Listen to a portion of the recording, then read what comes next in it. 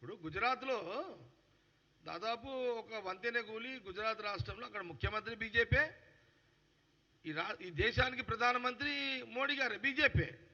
ఆ రాష్ట్రంలో బ్రిడ్జి కూలిపోయి ఒక దాదాపు 140-150 మంది చనిపోయారు.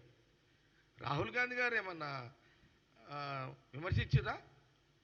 ఏమి ఇది మోడీ గారే కూలగొట్టిండు లేకపోతే అని అన్నాడా? ఆయన ఏమన్నాడు?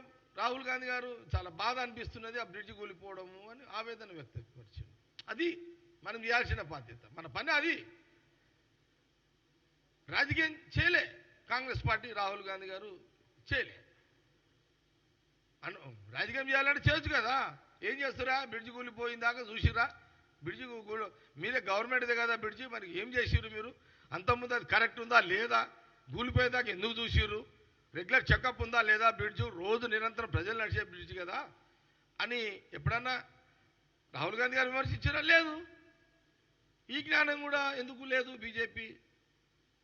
కిషన్ రెడ్డి గారు మీరు ఎందుకు ఇది